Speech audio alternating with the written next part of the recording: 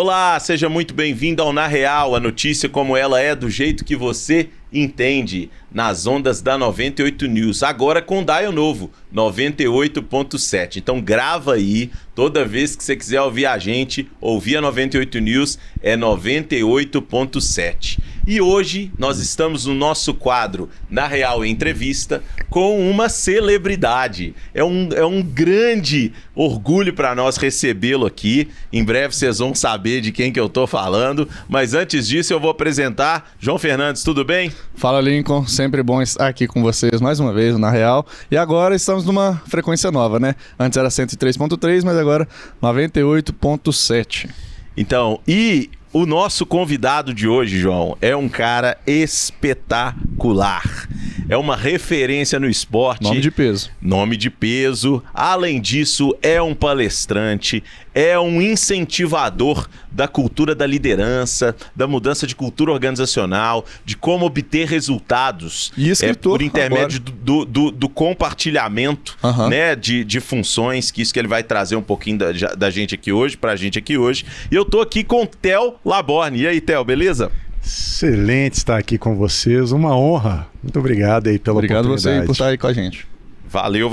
Eu já ganhei até um livro aqui, João. Olha que massa. Olha que Só tudo. que eu falei que eu quero autografado porque eu tenho que mostrar para as pessoas. Ou nada.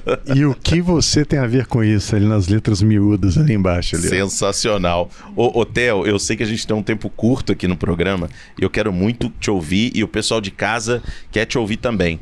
A gente, né? O João é novinho, né? Olha lá. O 24. João é um menino novinho. 24 anos, saudade.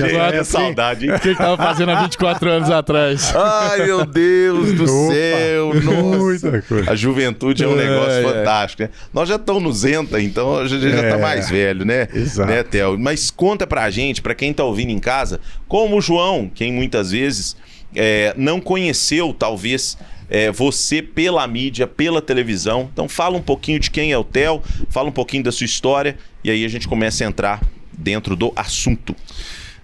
Assim, resumidamente, né, eu sou um ex-atleta, né, da Seleção Brasileira de Natação. Eu fui finalista olímpico, né, campeão mundial, 2 vezes recordista mundial no revezamento 400 livre, com aquela turma boa, né, do Gustavo Borges, Fernando Scherer, o Xuxa e o Zé Carlos Souza Júnior. E tive uma carreira, né, no esporte. E aí depois do esporte eu ingressei, fiquei um tempo tive a oportunidade de trabalhar na Secretaria de Esportes, Subsecretaria de Esportes, né, na época, no início dos anos 2000, em 2004, de 2004 a 2009, como superintendente de esporte e competição do estado de Minas Gerais, e logo depois eu tive a oportunidade de ir para o Minas Tênis Clube como gerente de natação. Eu retornei, né, para minha casa, né, o Minas Tênis Clube, desde os 7 anos de idade, né, eu passei mais tempo no Minas Tênis Clube que dentro da minha própria casa, né, até hoje, se for contar em tempo corrido, né. E aí tive essa oportunidade de voltar para o Minas, agora do outro lado, né, ajudando os atletas a se superarem, né, formando atletas campeões da vida, na verdade, né. E a experiência ótima, foi juntando essa experiência na gestão, né, de equipe de alta performance com a experiência de atleta que eu cheguei nessa conclusão, né, que eu sou um cara da competição, né, especialista em competição, mas que descobriu que a cooperação gera muito mais resultado que a competição. Pera, essa frase. Que frase, hein? Essa frase aí. Que frase, hein? Essa frase é forte. Isso aí dá um corte. Dá um corte. A cooperação gera muito mais resultado que a competição. E você falar isso no esporte individual, né? Porque meu filho nada. Eu tenho um mais velho nada, mas o mais novo tem 2 meses. Ele nada no Jaraguá Clube. E aí o professor chamou ele tem 7 anos. Falou assim, olha, eu tô vendo aqui que ele se destaca em relação aos outros meninos. Eu posso levar ele para equipe de competição? A gente não leva tão novo assim. Mas é porque os meninos estão chegando para mim muito velhos. Chegando com 9, 10 anos. E aí fica difícil da gente trabalhar. Ele vai nadar no meio dos grandes, pode ser? Eu falei, pode, se ele quiser. E ele topou. E ele nada muito rápido, inclusive. Nem um peixe. igual um peixinho, chama um tubarãozinho assim. E você sabe que ele tá muito melhor que eu, né? Quando você começou? Eu comecei com 7 anos, só que eu era terrível, cara. Péssimo. Era o pior atleta da minha equipe. Que isso, cara? E com um detalhe, né? Eu detestava nadar.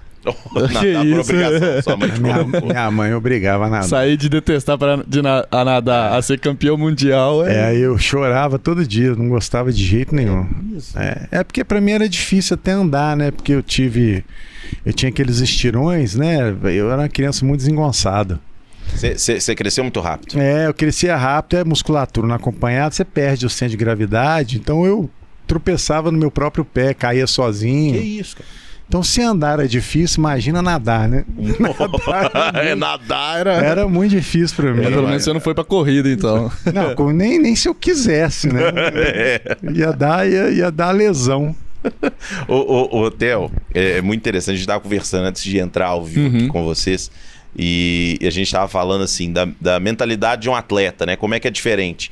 A gente estava falando de dieta, né? O que é uma dieta? Comer muito, 3.500 calorias, o falou ali. A gente tá aqui falando, né? No auge eu comia 20.000 calorias. 20.000 calorias. 20.000 calorias. Cara, a gente não tem dimensão da vida de atleta, como é que ela é. Como você, né, lá atrás, você trouxe o primeiro ponto, talvez, para as pessoas te conhecerem, foi como atleta. Como é que era esse momento? Como é que foi chegar a uma seleção brasileira? A gente sabe que não é simples, né? O meu filho mais velho, ele foi campeão mineiro de karatê e vice-campeão brasileiro de karatê. Que legal. Representando a seleção brasileira depois. Mas o karatê é um pouco, talvez, diferente, assim, a dinâmica. Eu sei que na natação o nível é muito maior, é o outro patamar. Como é que isso entrou na sua vida? Conta isso um pouquinho pra gente. Entrou na minha vida, como disse, né? Como por livre e espontânea pressão, né? Eu nadando obrigado pela minha mãe, isso dos 7 aos 9 anos. Aí com 9 anos eu tive um problema sério, né? Que eu estava na escola, no recreio, jogando bola, caí. E aí senti muita dor, não conseguia mais mexer, levantar.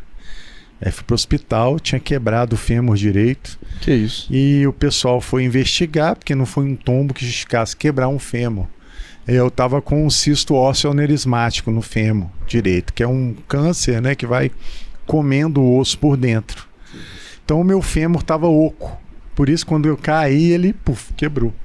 Aí teve que fazer enxerto de osso na minha perna. Minha mãe foi doadora de osso, né? Tiraram o osso da bacia da minha mãe para colocar na minha perna. Cara, aí foi uma confusão isso, né? Imagina um moleque de 9 anos, que eu fiquei engessado da barriga para baixo, uma perna inteira, a outra até a metade, durante 6 meses, com a placa aqui parafusada no osso para segurar o enxerto.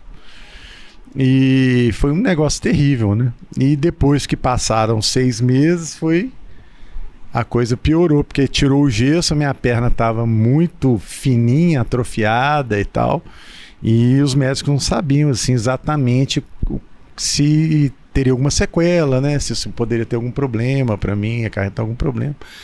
E foi aí que a natação começou a fazer sentido para mim, que eu comecei a nadar com o objetivo não de ser campeão nem nada, mas de recuperar o movimento da minha perna e conseguir andar de novo. E eu tive um treinador nessa época que me acolheu muito, né? O Gerson.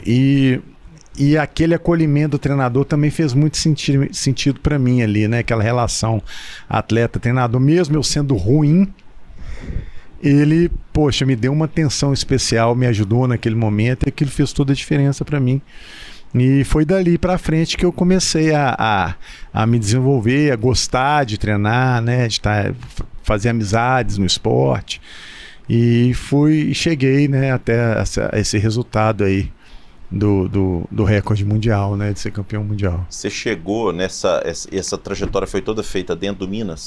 Toda dentro do Minas. Toda dentro do Minas. Eu sou atleta emérito do Minas, né? O atleta emérito é aquele atleta que teve uma carreira, né, de destaque e que nunca competiu contra o Minas. Se você sair competir, você não pode ser atleta emérito. Entendi. Nunca competiu contra nenhum. Nunca, sempre nadou, sempre competi pelo Minas. Pelo Minas. E aí você faz essa trajetória toda, quando que você chega à seleção brasileira? Com qual idade? Porque isso, com os 9 anos você teve esse incidente. Eu cheguei na seleção mais ou menos com 15 anos. 15 anos. Foi rápido então, 6 anos de...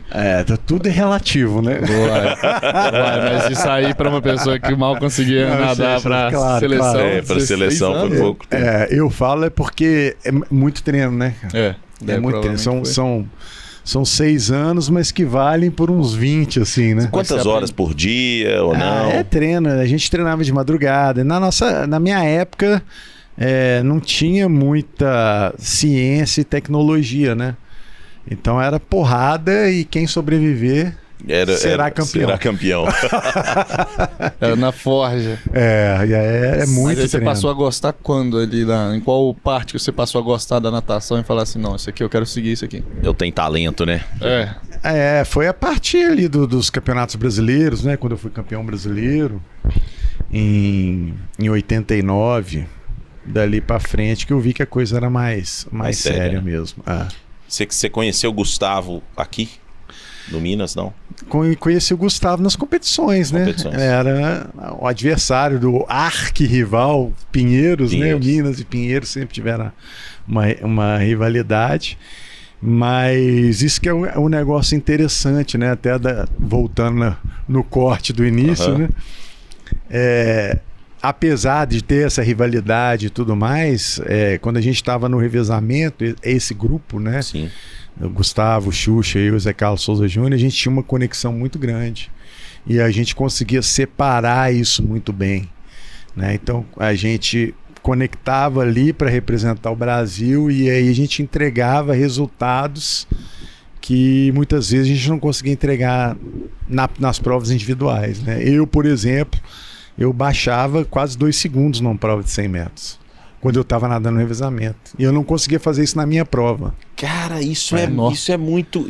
Tem um negócio diferente. Tá aí a frase, né? Tá aí a frase. Exatamente. Foi isso que me chamou a atenção para mergulhar nisso e pesquisar esse assunto, né? Vocês tinham os melhores... Vocês individualmente tinham os melhores tempos ou não? Nós éramos os 4 melhores tempos da prova, né? Dos 100 metros livre.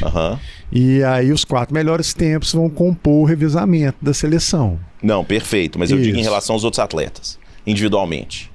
Não tinha. Quais outros atletas? De outros países. De outros países? Se colocar sem revezamento... Rapaz, isso é o que eu chamo do poder da cooperação. O Brasil, naquela época, em 1993, se você falasse que o Brasil ia ser campeão mundial e recurso mundial, era impossível no papel. Porque não tinha tempo para isso. Não tinha. Impossível. Pois é. O revezamento 400 livre é uma das provas mais nobres, né, da natação mundial. É disputadíssimo, né? Brasil, recurso mundial, não existia isso. Você tinha o Gustavo Borges, que já tinha em Barcelona, 92, conquistado uma medalha de prata. Mas daí você falar que um revezamento do Brasil ia ser campeão mundial e bater 2 recordes mundiais, era surreal. Tá, e uma coisa que eu fico curioso, o Brasil ele fica muito para trás no quesito... A gente sabe que o Brasil não tem o maior número de medalhas numa Olimpíada, né, que não tem lá a tradição, por exemplo, como os Estados Unidos, Rússia tem muitas tradições de sempre ser os primeiros ali colocados, né, China também. Como é que é o Brasil, o cenário do Brasil no sentido de apoiar atletas como você, como os que estão vindo agora aí? Hoje em dia a coisa melhorou bastante, né? Mas eu diria que a nossa geração foi uma geração que estabeleceu ali uma estrutura mínima para natação para chegar depois à geração posterior, que é a geração do Cielo, que seria a geração do ouro olímpico, né? E o César Cielo é o único atleta de piscina, né, do Brasil que foi campeão olímpico. Então foi ali com esse recorde mundial, o recorde mundial do Gustavo Borges sem livre, mais os recordes mundiais de revezamento, que a gente consolidou na época o patrocínio dos Correios para a natação brasileira, que durou décadas. Chamou atenção para o esporte, né? Sim. E aí na época o presidente da confederação, que era o Quaraci Nunes também, que era muito bem relacionado, corria atrás dessas coisas, ele conseguiu aproveitar aquele momento e conseguir esse apoio para a natação. E foi a partir dali que a natação brasileira deixou de ser uma natação de expoentes isolados, de talentos isolados, né? Tipo, tinha o Ricardo Prado, a Maria Lenk, né? Manuel dos Santos, para a gente ter uma equipe mesmo. Uma equipe que chegava e conseguia resultados expressivos como equipe também. Nesse revezamento, eu fico imaginando ali vocês nos bastidores, né? Então você pensa assim, eu não tenho o melhor tempo, você também não tem o melhor tempo em relação aos outros atletas, melhor tempo em relação aos atletas. Como é que nós vamos compor para tentar ser competitivo ali? Qual que era a lógica? Teve uma história, né, que eu conto no livro, assim, com detalhes, né? Que o Gustavo Borges, quando ele bateu o recorde mundial do 100 livre, ele fez isso numa competição aqui no Brasil, no Campeonato Brasileiro. E aí eu participei da prova, né? Fiquei no pódio, e eu fiquei no pódio empatado com o Zé Carlos Souza Júnior. E aí são 4 caras no pódio, né? E aí eu tive essa sacada. Falei, 4 caras dá um revezamento. E aí se o Gustavo bater o recorde mundial, vou tentar bater o recorde mundial no revezamento. Assim, completamente maluco, né? Tirou da cabeça. Tive a ideia, aí propus correr atrás, lá durante a competição mesmo. Isso tudo acontecendo. E aí a gente, no final lá das contas, ali, resumindo a história, né? Porque nós não temos muito tempo.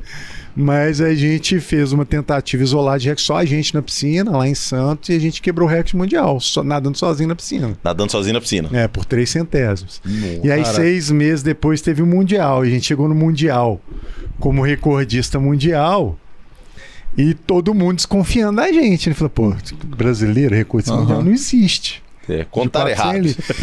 Maracutaia, né? Fizeram, nadando sozinho na piscina. É muito mais fácil. Fizeram alguma treta, né? E tal. E aí lá no Mundial, os caras vieram pra cima da gente e a gente ganhou o Mundial e baixamos o recorde em quase 1,8 segundos. Nossa. Em 6 meses. Isso é muita coisa, cara. Porque os caras, a gente quando vai, antes de nadar, tem aquela sala, né, de balizamento, a gente fica antes que mundiais e Olimpíadas, essa sala tem um apelido carinhoso de sala da morte, né? Por quê? Por causa da guerra psicológica, né? Que acontece ali, momentos antes de entrar e tal. Aí ali pode acontecer de tudo, cara. É mesmo, cara? Dá um exemplo aí, assim. Com a gente aconteceu isso lá, os americanos chegaram, sentaram do nosso lado e começaram a falar alto, que iam rebentar, esses caras aí que acham que são reconhecidos mundiais, nós vamos destruir, esses caras vão arrepender de ter batido esse recorde mundial que e isso, tal. Cara, olha só. Cara, a gente não tem ideia desse bastidor, cara. Isso tudo bonitinho ali, fair play. No final todo mundo se abraça, todo mundo cumprimenta, mas antes, né? Não, mas antes da prova ali não tem fair play nenhum, né?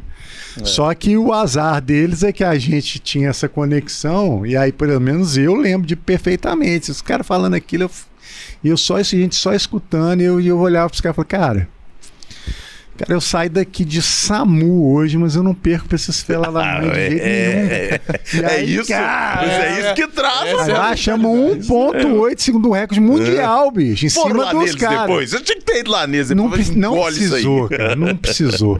Você visse a carinha deles no final da prova, não precisava fazer nada. Isso aí já era provavelmente a medalha. Não, e um pódio, né? Brasil em primeiro, Estados Unidos em segundo e Rússia em terceiro. Colocar no hino nacional. Cara, tem um negócio muito legal nisso, porque que a gente pensa assim, e eu acho que é muito relevante. Muitas vezes a gente se sente distante, né, de atingir algumas coisas, porque a gente pensa que os outros são melhores, e muitas vezes são mesmo. Mas talvez o espírito de equipe, a vontade de ganhar, ela é tão maior que faz você dar o 110%. Com certeza. Aquele joguinho, aquilo a mais. Ali, né? E nesse ponto, João, não sei se... Eu acho que o Theo podia falar um pouquinho pra gente. Nessa sala da pressão, cara, ali começa a moldar, a gente tem que começar a blindar a nossa cabeça, né? Isso serve pra vida, né?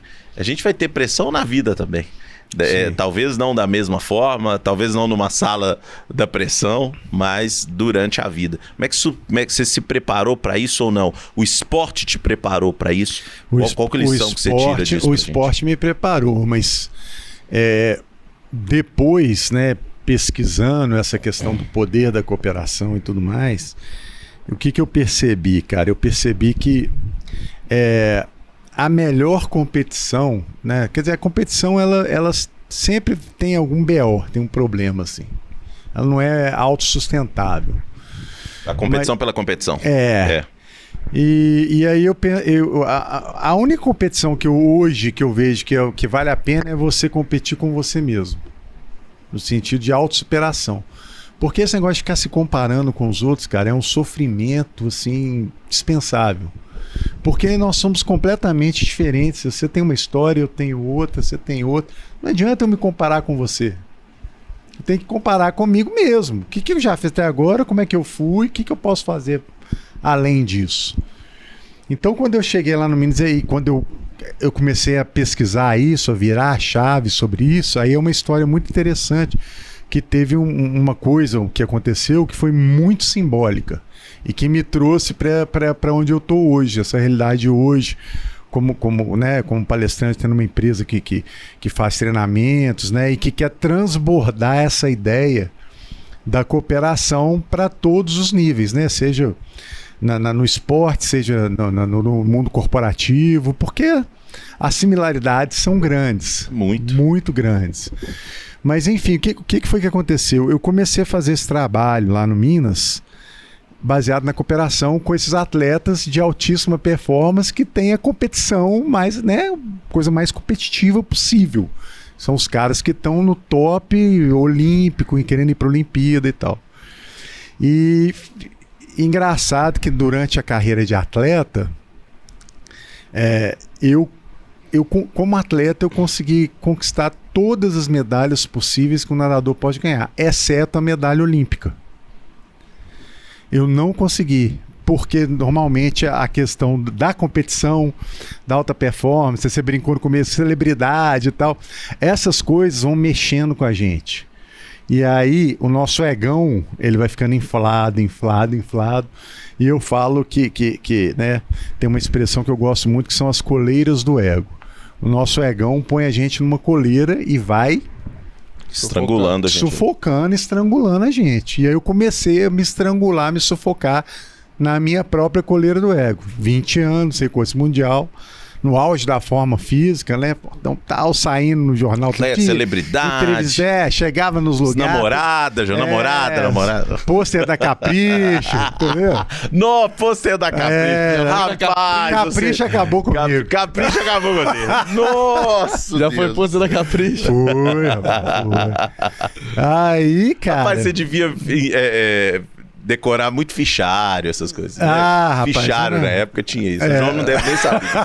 Que isso, não é pra... Fichário não, fichário você não sabe, não, João. Você não sabe o que é fichário, não, João. Que isso? Sabe não, João? Não sabe o que é fichário. Sabe nada. Sabe não, calma lá. Mas enfim, cara, aí aconteceu. Então a Olimpíada que eu ia ganhar a medalha, tudo encaminhava para isso, seria de Atlanta. E eu nem classifiquei para a Olimpíada. E eu fiquei com essa lacuna, bicho. Cara, eu brincava na época, falava sempre, trocava todas as minhas medalhas por uma medalha olímpica. Mas não consegui, derrotado pelas armadilhas do sucesso e minha coleira do ego. Então aí você corta anos depois, lá no Minas, fazendo esse trabalho com os atletas, baseado na cooperação. Então a gente procurava passar isso para os atletas, junto com o treinador o Sérgio Marques, né, que é um grande especialista em cooperação também, que eu levei lá para o Minas, né, porque ele não era reconhecido ainda, não tinha sido um head coach de nenhuma grande equipe, mas eu conhecia o trabalho dele, sabia que ele tinha aquele DNA que eu estava procurando para fazer precisando para aquele isso. momento. E aí nós juntamos lá, junto com toda a equipe, o trabalho de muitas mãos, obviamente, né? Uma equipe técnica maravilhosa que a gente conseguiu reunir lá. E fizemos esse trabalho com esses atletas. Isso foi em 2017, que é exatamente o ciclo olímpico, né? 17, 18, 19, 20, Tóquio 2020. E fizemos esse trabalho e a gente passava, eu procurava passar para os atletas, pô, olha, a gente pode nadar a mesma prova, a gente pode treinar junto, eu vou querer ganhar de você, você vai querer ganhar de mim. E nós dois vamos crescer no treino com isso, nós vamos treinar melhor. Só que na hora da competição, vai vencer quem tiver melhor preparado na hora, mas eu não preciso desejar que você quebre a perna, que você morra, que você pegue influenza, né? Que seja atropelado. Porque, cara, isso é comum no mundo da alta performance. Esse desejo. Você manda uma energia terrível para a pessoa e aquilo volta para você de um jeito ou de outro. Volta mesmo. Não tem jeito. É a lei da semeadura. É, ação e reação. E a galera fica nessa. Então a gente começou a mudar isso. E aí fazer muito trabalho de conexão, muita dinâmica, muita interação. E aí, cara, a gente criou uma conexão nesse time absurda. Beleza. Trabalhando nisso, trabalhando. Chegou a Olimpíada de 2020 de Tóquio. O Brasil ganhou 2 medalhas na Olimpíada. 2 medalhas de bronze em Tóquio. E as 2 medalhas saíram do Minas Tênis Clube.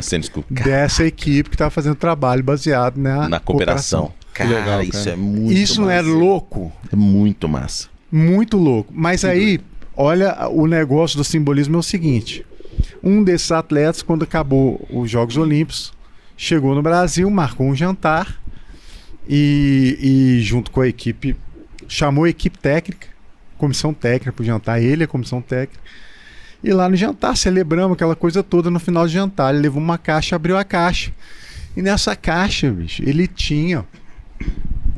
ele mandou fazer as réplicas da medalha dele. Que legal.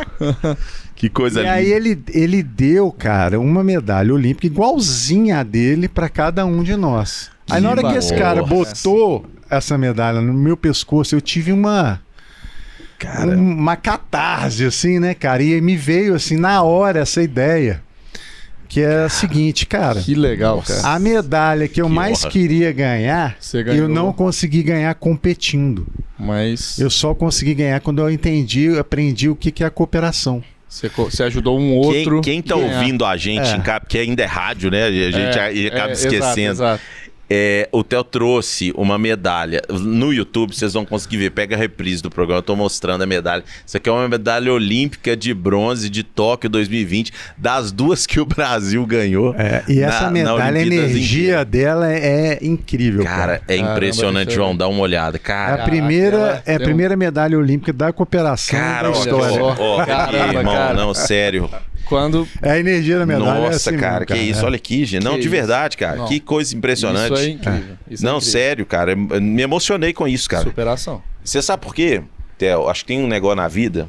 E eu não posso chorar no programa, não, porque fica feio. Chora, né? pô, pode chorar. Mas Eu choro à toa também, eu na sou assim. vida, Caraca. cara, tem coisas que nós não vamos realizar por nós mesmos. Nós vamos ver essa realização nos outros. Exato. De coisas que a gente almejou. Seja nos nossos filhos, seja nos nossos amigos, seja no nosso cônjuge, seja no nosso companheiro de caminhada. E isso a gente tem que aprender a se alegrar e Com a entender que aquela vitória também é nossa. E nós nos alegrarmos como se fosse uma vitória nossa. Cara, eu iria mais longe. Que incrível, assim, Theo. dentro do que, incrível. do que eu tenho percebido, né, nessas minhas pesquisas, eu penso que essa tão sonhada felicidade que está todo mundo correndo atrás, ela tem muito mais a ver com isso, com você se sentir útil, vamos falar assim, e estar envolvido com coisas que vão muito além de você, Entendi. sabe? Então, assim, cara, hoje para mim, com a minha cabeça de hoje, bater o recorde mundial, cara, é legal pra caramba, mas, cara, no final das contas, muito uma questão de uma homenagem ao meu próprio ego. Assim, eu sou o melhor, mais rápido do mundo. Compreendo. Beleza, cara, pô, legal. Mas hoje, assim, cara, não é mais assim. Pra mim, hoje, assim, cara, quantas pessoas eu consigo trazer para cruzar essa linha de chegada comigo. Isso tem muito mais valor para mim hoje. Muito mais. Então hoje, cara, eu faço esse trabalho que fala de cooperação, então eu ensino isso porque nós vivemos num mundo competitivo. A gente aprende a competir desde pequenininho. Mesmo pelo afeto dos pais. A gente tá sempre competindo. Quem tem irmão sabe disso. Nossa, o tempo todo. Então a gente vive nesse mundo que só é só competição. Então o meu trabalho, cara, é gerar essa neossinapse nas pessoas. Cara, existe um outro caminho, que é a cooperação. E que, pela minha experiência, dá mais resultado do que a competição. Porque a competição dá resultado. Sim, sim. Mas isso é porque você nunca experimentou a cooperação. Entendi. Quando você faz a cooperação, cara, acontece 2 medalhas do Brasil. Saíram daquele time ali. O Minas Tênis Clube, em toda a história, tinha uma medalha olímpica. Num ciclo, nós fechamos 2 medalhas olímpicas. Com uma lógica mental completamente diferente. Completamente diferente. Que é uma coisa que o nosso planetinha hoje está precisando muito mais disso do que de competição, né? Você sabe que um dos pontos que me intriga, até com os meus filhos, eu sou um questionador muito grande do nosso modelo de educação, sabe? Eu estudei fora do Brasil por 2 oportunidades, uma quando criança, outra depois de mais velho, em locais diferentes do mundo. Uma foi nos Estados Unidos, outra foi na Áustria, na Malásia. E eu percebi que o modelo brasileiro, né, que ele é baseado meramente na nota, né? Então você vai lá, você se esforça, você tira uma nota, e aquela nota muitas vezes resumiu o seu ano inteiro. Eu não estou preocupado se você dominou o conteúdo, se você vai ser uma pessoa melhor, se você, né, naquele ano você conseguiu aprender o suficiente para poder ir para um outro nível de aprendizagem. Eu não estou preocupado se você cumpriu 60%, 70%. E sabe o que eu fico na cabeça, depois que você falou? É que isso é muito medíocre. É muito pequeno. Você resumir a vida, talvez, ao recorde mundial que você quebrou. Não, peraí, cara. Tem todo um trabalho, teve toda uma equipe que foi formada, um momento que foi vivido. Alguém que abriu mão naquele momento de, olha, você pula primeiro, eu pulo depois. Porque você é melhor do que eu naquilo. E você começa a pensar nisso, você vai vendo a cooperação, cara, você começa a explodir isso em várias etapas. Cara, a própria equipe de treinamento que treinou junto com você, porque a natação é um esporte individual, solitário, bicho, é massacrante. Então o único conforto que a gente tem é olhar pro lado e ver que tem outro cara ali também, entendeu? Sofrendo junto ali, fazendo aquele negócio. Cara, isso faz uma diferença enorme. E aí são os treinadores, e aí a equipe, as amizades que você faz, o esporte, a jornada é que faz as coisas. Medalhas, cara. Tirando essa aqui, todas as outras, está tudo lá numa caixa de sapatos, sacou? E bacana, legal, mas não é a medalha, é a jornada. É o processo, né? É o processo, cara. Isso é que é o valioso. E tem uma frase que é muito legal, né? Que eu acho que cabe muito, é aquela questão, né? De por que nós estamos indo à guerra? Né? Quando tem 2 pessoas indo para a guerra, e aí um pergunta ao outro assim, mas quem vai estar comigo na trincheira? Aí eu pergunto, isso importa?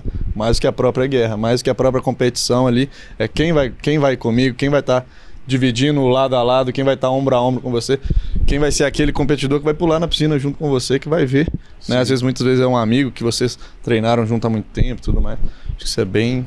É legal. A minha vibe hoje é de nem ir pra guerra, né? Eu não quero eu quero. Cara. Não, vamos resolver isso sem guerra. Sem guerra. Entendeu? Vamos ver o que é. O que precisa resolver aqui. Eu acho que quando... e aí tem uma... Eu quero que você pule, né, depois um pouquinho, mas eu quero trazer esse gancho, né? Quando a gente muitas vezes resume a nossa vida inteira a um feito, né? E aí a gente faz isso quando a gente é novo. A gente fala assim, nossa, quando eu for campeão olímpico, quando eu for recordista mundial, quando eu obter aquilo, eu vou ser feliz, eu vou entender o propósito da minha vida. E a gente sabe que não é bem assim, isso passou, isso passa. Para você também passou, né? Imagino que depois daquele recorde... Cara, isso aí que você tá falando é importante demais, cara. Sabe por quê? Porque isso é um vício, cara. E aí, quando a gente consegue... às vezes são dois aspectos, né? Às vezes o cara fica só pensando quando eu for, e aí isso não vem nunca, e aí a vida do cara vai pelo ralo. Se frustrou a vida. E o outro aspecto é quando você consegue aquilo, e aí é muito legal, mas no dia seguinte, cara, já passou. Já foi, né? E agora? E aí, o que eu vou fazer na vida? E aí você corre risco, os atletas, né? Com a maioria dos atletas de alta performance acontece isso, você fica preso nisso aí. E aí você não consegue fazer não consegue fazer outra coisa. Nossa. E isso é um pesadelo, cara. Eu quase morri por causa disso. Como é que você fez pra superar isso? Cara, eu me estoporei todo, cara. Eu quase morri, eu tive depressão profunda, ganhei quase 50 quilos de peso, fiquei mal. Porque a sua coleira do ego é o seguinte, pô, como que eu li o Recurso Mundial, não dá mais para nadar, chega um momento que não dá mais. E aí você fala assim, cara, eu vou fazer o quê? Tem que começar alguma coisa do zero. Como que eu vou começar do zero? Porque eu sou muito foda. Eu já sou alguém, né? Como é que eu vou começar do zero? E aí você fica preso. Nesse looping, é o looping. E aí você fica preocupado. Cara, mas como é que eu vou falar pros outros que eu não sei fazer outra coisa, que não seja nadar? Olha o nível da patologia dos pensamentos que a pessoa fica. E aquilo é torturante. Porque o tempo vai passando, você tem que fazer alguma coisa. Mas o quê? E você não se permite começar. Como é que eu vou falar pra vocês? Me ensina aqui como é que faz um negócio diferente. Deixa eu aprender a fazer alguma outra coisa. Não, de jeito, porra. Eu vou perguntar. Me ensina aqui. Cara, você ri, mas esse negócio cara, é um negócio que corrói. E os atletas, você pode pegar qualquer um. Michael Phelps, o cara tá lá. Teve um monte de problema. Ian Thorpe, um monte de problema. Desses aqui que a gente conhece mais de perto, na natação. Quem falou isso muito comigo. A competição não é autossustentável, cara. A cooperação cooperação não tem limite. Quantas pessoas eu posso trazer comigo para fazer alguma coisa bacana? Quantas pessoas eu posso impactar positivamente? Campeão só pode ter um. E ou se é ou não é, né? CEO da empresa só pode ter um. Na cooperação, quanto mais tiver, melhor. Cara, isso é muito forte. Você vê, quando a gente trouxe o programa, isso, né, João? A gente sentou. Caramba. E a gente nunca pensou em fazer sozinho. Verdade. Porque não tem sentido. E é tão legal porque eu viajo com muita frequência e aí, de repente, o João tá aqui me cobrindo, aí tem a Yara, que você vai conhecer depois, aí tem o Jader. Cara, isso foi... E cada um tem a sua personalidade, cada um coopera com aquilo que tem de melhor. E aí tá a riqueza, né? Total. Porque cada um tem uma história diferente, tem uma coisa, todo mundo tem coisa boa para agregar. Todo mundo. A pessoa que você pode olhar e falar, não, aquele cara é um bicho, aquele cara é um escroque, aquele cara tem alguma coisa boa. A gente que não consegue entender e focar naquilo. Porque ninguém é totalmente bom nem totalmente ruim. Sim. Exato. Entendeu? E quando a gente ganha um pouco mais de maturidade, começa a perceber isso, que são as neosinapses, né, que vêm advindas da cooperação, cara, a sua qualidade de vida melhora demais. É melhor, você começa a ter sentido, né? Nada sozinho, né? Esse ano eu passei por uma mudança muito grande na minha vida profissional, porque eu saí do âmbito público e vim para o privado.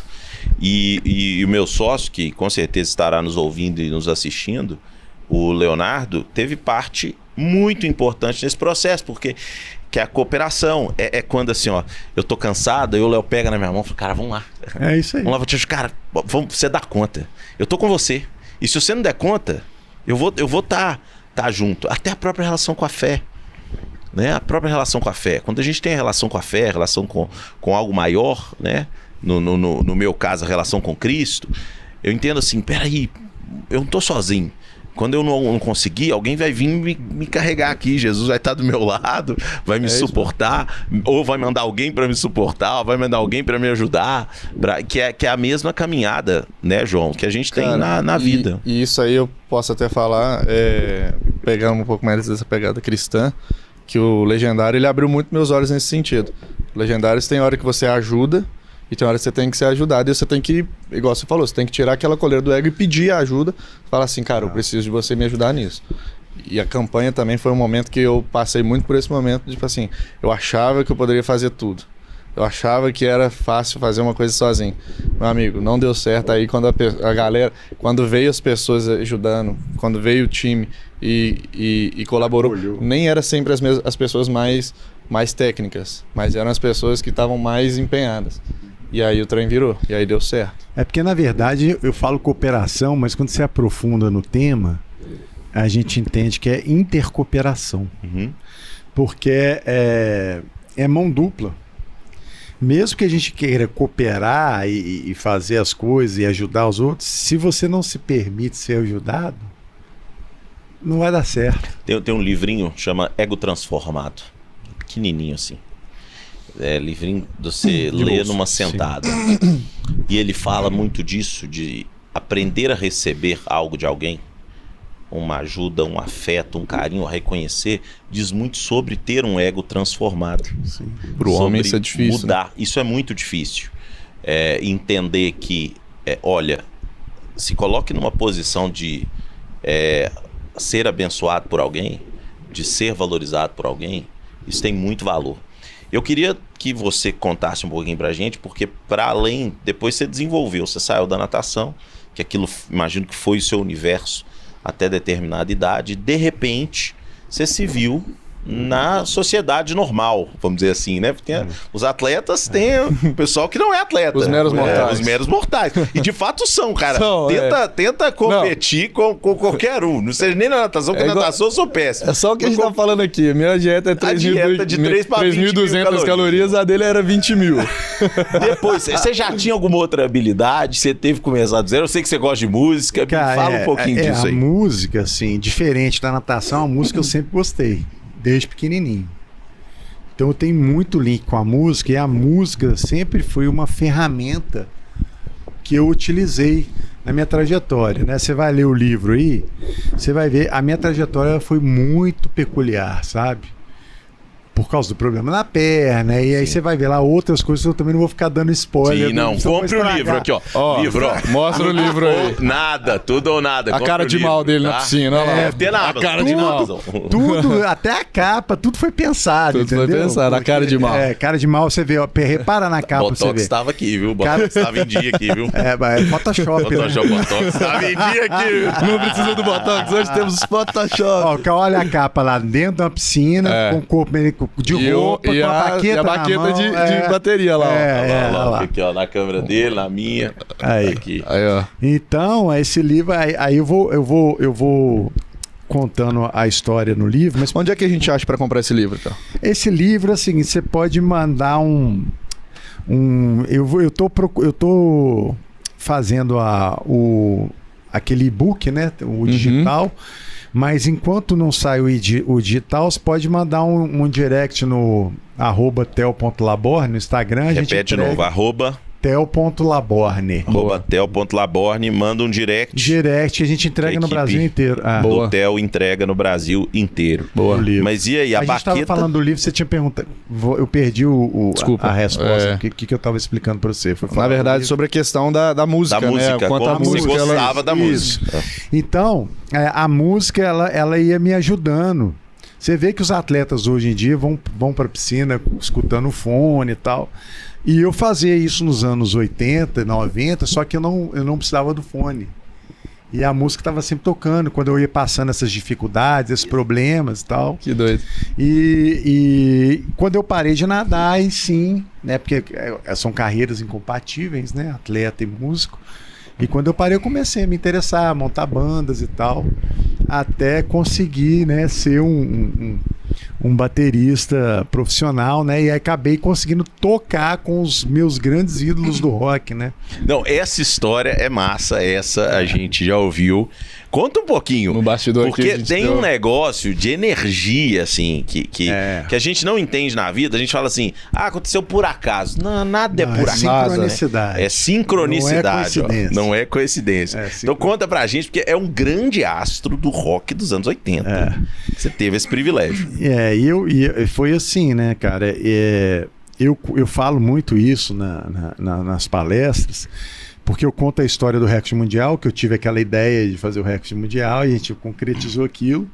E isso serve, as habilidades que são trabalhadas ali, que são colocadas ali, não servem só para bater recorde mundial, servem para qualquer coisa. E quais são, né, as habilidades? A visão de oportunidade, o trabalho em equipe, né, estratégia.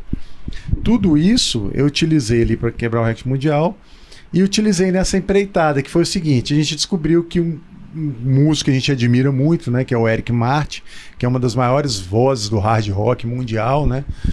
Esse cara, vocalista da banda Mr. Big, ele ia fazer uma turnê na América do Sul e estava fazendo audição, né, para contratar uma banda para acompanhá-la na turnê. E aí, quando a gente descobriu isso, eu falei, cara, como que faz, né, para participar de um negócio desse? Fiquei curioso e tal. E aí, com a turma de grandes amigos aqui de BH, músicos e amigos, né, o pessoal lá da Pacific Studio, né, o Cris e o Flávio, a gente colocou, cara, vamos fazer esse negócio? Vamos participar desse negócio e tal.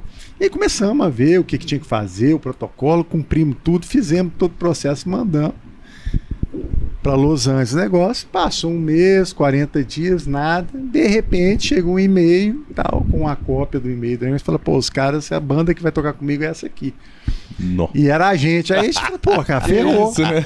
Se você faz o negócio, você fala assim, qual que é a chance do cara de escolher? Zero. Porra, era mais um negócio, pô, de ver, de participar ali daquele processo.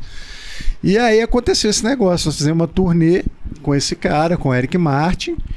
E depois dali pra frente, cara, foram acontecendo outras coisas incríveis. Aí depois conseguimos tocar com grandes nomes do rock mundial, né? O Glenn Hughes, né? Baixista e vocalista do Deep Purple, Steve Morse, o Mark Farner do Grand Funk, e meio que fazer uma amizade com esses caras, né? Sim. E, cara, vai pra além do fã, né, cara? Vai pra além do fã. Aí você fala assim, pô, aí zerou o joguinho. Zerou, né? Zerou de novo. Zerou duas vezes, né? O cara zerou o jogo em duas áreas da vida. Ele primeiro zerou na piscina, depois zerou na bateria. O Eric Martin, né, cara, até hoje, né, o cara virou meu amigo, assim. Cara, a gente conversa. O cara, o Mr. B, quando vinha no Brasil, ia na van da banda pro show, entendeu?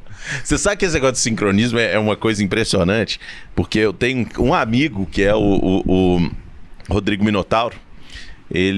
Nós encontramos numa palestra, cara. Ele tava dando uma palestra, eu não vi quem tava no painel. Eu fui para essa palestra de última hora e eu tô sentado no camarim antes da palestra, onde todos os palestrantes estavam, e de repente uma pessoa, tô comendo um pão de queijo, uma pessoa chega do meu lado e fala assim, eu posso sentar aqui? Aqui tá vago? Eu falei, pode. Quando eu olho, era o Rodrigo Minotauro. Falei, nossa, claro que você pode. Pô, eu te via. Senta aqui, né? O cara resolve te tirar. Exatamente, eu tô ruim, cara. Cara, ele é muito grande, muito grande. Ó. E aí, olha só, porque eu lutei jiu-jitsu e tal. E aí, olha que coisa, fato interessante, essa questão do sincronismo. A partir dali, a gente começa a conversar, nós vamos pra palestra, a gente não sabia que a gente tava no mesmo painel. A sinergia foi tamanha que durante a palestra ele pega o telefone e cara, anota seu telefone aqui. Eu quero conversar com você depois. E aí eu anotei meu telefone e você nunca vai, né, cara? Não, né? Acabou. Não vai chamar. Legal, né? Não vai me chamar. Uhum. Cara, acaba assim, eu entro no carro, ele manda mensagem, cara, legal demais, anota meu número aí, vamos conversar. E desenvolvemos uma amizade, trouxe ele para fazer uma palestra numa companhia que eu era diretor e tal. Como é que aquilo... tudo no sincronismo. E como que eu acho que aí tem um negócio maior, que Deus vai realizando os nossos sonhos, pouquinho aos pouquinhos. Assim, coisas pequenas, né? Que muitas vezes a gente nem imaginava, ele coloca, ele vai fazendo, de forma singela, no tempo dele, né? Mas eu sei também que você é pai, não é? Sim. Você é casado, você tem família. Sim. Eu acho que essa é uma outra vitória, porque a gente tende a diminuir isso. Essa fase da nossa vida, como eu tenho também. Conta um pouquinho pra gente, porque você zerou a vida uma vez, zerou a vida duas vezes tocando, e a terceira vez eu tenho certeza que você zerou a vida com a sua família. Como é que seus filhos te enxergam? Eu tenho meus filhos, né? Um já tá com 19, o outro tá com 15, o de 19 tá agora dia 24 de dezembro está embarcando para os Estados Unidos, vai morar lá, estudar e nadar. E o mais novo tá com a gente aqui, o Theo, e o Luca, que é o mais velho. E, cara, a família é um negócio diferente, né?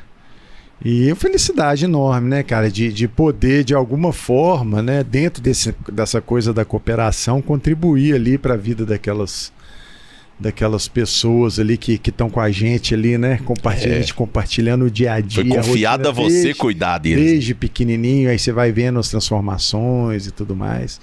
Então essa seria a terceira zerada do joguinho, né, e talvez eu acrescentaria a quarta, que foi uma dentro dessa coisa da cooperação, uma sacada que eu tive. Eu abri um instituto, chama Instituto Theo Laborne, e esse instituto a gente fez um projeto, eu consegui aprovar um projeto no Ministério do Esporte, e aí consegui captar esse projeto. Então a gente hoje tem um projeto que se chama Alfabetização Aquática. Nossa, que massa, cara. Eu não sei se vocês sabem, mas a morte por afogamento é a primeira causa de morte em crianças de 1 a 4 anos e a segunda maior causa de morte em crianças de 4 a 9 anos. Nossa, não sabia disso. Então o que mais mata criança é afogamento. Nossa, cara. Não é câncer, não é cair, atropelamento. Não, é afogamento.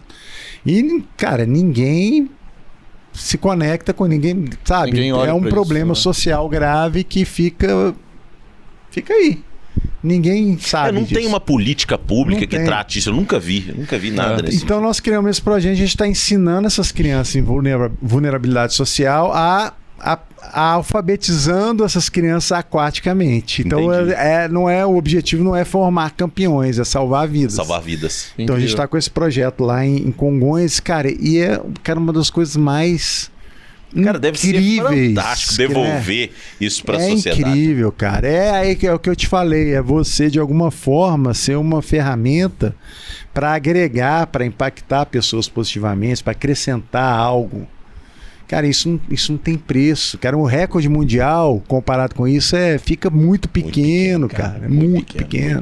Entendeu? E aí compartilhar essa medalha com essas crianças e aí passar valores da cooperação, né? Para pessoas que estão ali num ambiente, às vezes, cara, complicadíssimo, complexo, passando por dificuldades.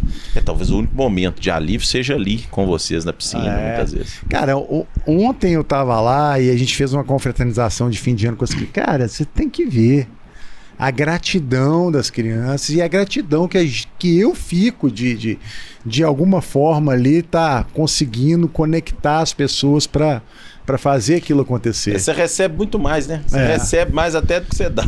Exato, cara. Então, sim, a minha ideia hoje é continuar e expandir isso ao máximo, né? Assim, crescer esse instituto. De onde fica esse instituto? Bom, o Instituto, a sede é em Belo Horizonte, mas os projetos eles acontecem nos locais que existe a demanda. Né? Onde vão. E como é que o pessoal pode ajudar num projeto desse? Como é que eles podem entrar em contato com você? Também, a gente tem ou no Instagram do @theo.laborne ou no Instagram do Instituto. Qual que é o Instagram? Que é @instituto.theo.laborne. Perfeito. E a gente já está com outro projeto, né? A continuação desse que está acontecendo agora já está captado. Que bom. E cara, é o que você fala, assim, né, da convergência, assim, que a gente vê quando a gente está trilhando um caminho bacana ali, né? Que é que eu falo que é a programação de vida, né? Que a gente consegue fazer o que a gente se propôs, né? A gente entender qual que é o nosso papel, porque esse planeta aqui, esse mundo é um teatrão, né, cara? Então cada um está exercendo um papel aqui agora e tal. E quando você está no seu papel ali, você está indo bem, as coisas vão convergindo, as coisas vão acontecendo. Cara. Mas é assim, cara, contribuir, acompanhando, compartilhando lá o perfil. Doação de dinheiro. Doação, né? As empresas que têm imposto de renda. Agora eu aprovei um outro projeto que vai precisar ótimo, de captação. Então, quem tiver empresas que que atuam e que pagam imposto de renda no lucro real, você pode destinar uma porcentagem desse imposto, que você já vai pagar mesmo de qualquer jeito. Exatamente. Gente, não tem. Deixa eu falar. O que é isso? Só para vocês entenderem. Isso é interessante. Muitos empresários não entendem disso. Você não paga nada a mais, não. É o governo concedendo o direito do projeto captar um recurso que seria pago por você. Só isso. Então, aí, resumindo assim, em vez de você jogar naquele buraco negro, isso. Lá em você Brasília, coloca no Jamerário. projeto, nós vamos tomar conta do seu dinheiro melhor e vamos aplicar. Você conseguir ver. Então, se você doar Excelente. 100 mil para o Instituto, 100 mil de abatimento do seu imposto, você vai estar literalmente colocando o dinheiro no lugar certo e não mandando lá para Brasília. E Theo, a gente tá no final já. E passou muito rápido, né? É muito assunto, né, cara? Tem que Nossa. voltar depois. Mas o Theo é um baita palestrante. Então, Sim. eu queria que você, tá nos ouvindo, teve interesse em levar o Theo para a sua empresa, o seu projeto, o seu evento de liderança, de persistência, falando de performance, falando de colaboração. Alta performance com cooperação. Alta Isso performance dá um com cooperação, resultado que absurdo. é. Theo, deixa os seus contatos aí, por favor. Então, é o @theo.laborne. Tem o site também, www.teolaborne.com.br. Onde vocês acharem O Theo tem melhor, H? nós estamos disponíveis. Theo com H? Não, TEO. Theo. Isso. Legal. Perfeito. E estamos à disposição para, aproveitando a analogia do esporte, né, transbordar a cooperação para todos os ambientes. Sensacional. Theo, muito obrigado por esse tempo aqui conosco. Muito obrigado, João, por ter participado. Obrigado você por também. convidar para esse papo incrível. Foi uma honra te receber aqui, cara. A honra é minha, pô. Muito obrigado, não pelo recorde, porque o recorde passa, outros batem, mas pela sua cooperação com um mundo melhor, com a vida das pessoas, com a transformação, seu comprometimento com a transformação das pessoas por intermédio da cooperação. É isso aí. Valeu, muito Valeu, obrigado. eu que agradeço. Muito obrigado pela oportunidade. Prazer. Obrigadão. Obrigado pela Valeu. sua vinda. E esse foi o Na Real de hoje. Muito obrigado você que nos ouviu, que nos acompanhou no YouTube. Siga-nos nas redes sociais, programa Na Real 98 News. Isso. João? Meu Instagram é João Fernandes DM. Segue lá também. E obrigado pela sua audiência. Volte sempre. Valeu. Segue Lincoln Farias no Instagram também. Tivemos na semana que vem. Valeu.